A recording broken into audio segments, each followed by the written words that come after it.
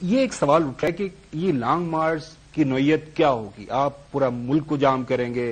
اسلام آباد تو میرے 27 کلومیٹر کا اسلام آباد کے اپنے یہاں پہ اپنی سیٹیں ہیں آپ کی، اس کو آپ ود ان نو ٹائم اس کو لاک ڈاؤن آپ کر سکتے ہیں.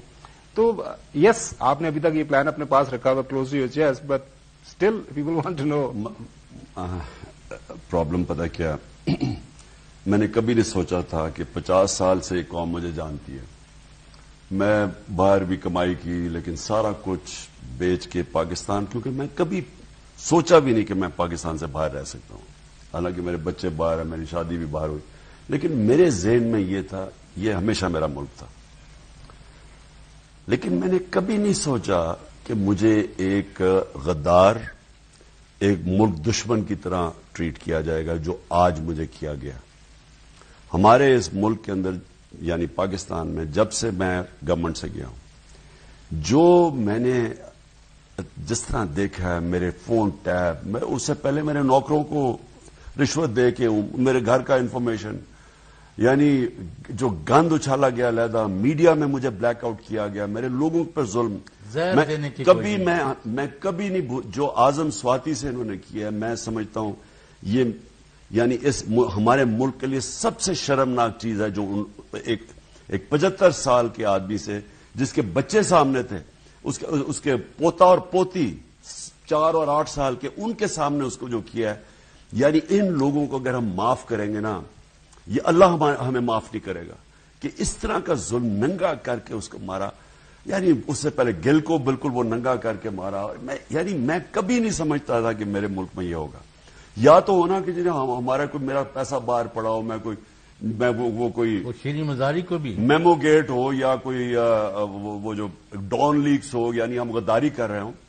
جب ان کو میرا پتہ ہے جس طرح میرے خلاف ایکشنز لیے گئے اور جو مجھے ٹریٹ کیا گیا، میں نہیں سمجھتا تھا کہ اس ملک کے اندر یعنی کسی کے ساتھ ہو سکتا ہے. اور میں یہ اب سارا سوچ رہا ہوں کہ اگر یہ ہم نے اپنے لوگوں سے کرنا ہے ملک میں، کہ ان چوروں کو قبول کروانے کے لیے میں اپنی جان دے دوں گا، میں کبھی ان چوروں کو قبول نہیں کروں گا. یہ اگر یہ سمجھتے ہیں کہ ڈرا دھمکا کے ذلیل کر کے لوگوں کو یہ مان جائیں کہ یہ جو 30 سال سے اس ملک کو لوٹ کے پیسہ باہر لے کے جا رہے ہیں، میں سمجھتا ہوں ان کی غلامی سے بہتر موت ہے. اگر ہم نے ان کے نیچے رہنا نا، اسے بہتر مر جاؤ. تو میں تو یہ لانگ مارچ ایک میری حقیقی آزادی کا ایک حصہ ہے، یہ رکنے نہیں لگی. یہ اس ملک کو جب تک اگر ہم نے اس کو بچانا ہے نا، یہ کبھی بھی ملک آگے نہیں بڑھے گا جب تک یہ پوری طرح آزاد نہ ہو. آزاد کا مطلب جو ہمارے فنڈامنٹل رائٹس کو ہماری عدالتیں پروٹیکٹ کریں، انصاف ملے. یہ نہ ہو طاقتور کے لیے NRO اور کمزور بیچارہ جیلوں میں سڑا. جب تک ایک انصاف کا نظام، پروٹیکشن نہ ہو، ہر ادارہ اپنے دائرے میں رہ کے کام کرے، بجائے یہ کہ جس کا دل کرے جو مرضی کرے. جو قانون کے اوپر لوگ بیٹھے ہوئے ہیں، جو اعظم سواتی سے کیا ہے، یہ قانون کے اوپر ہی اپنے آپ کو سمجھتے ہیں نا. یہ کون سے قانون اجازت دیتا ہے کہ آپ پکڑ کے آدمی کو جا کے ایجنسیز کے حوالے کر دیں، وہ جا کے اس کو ننگا کر کے مارے؟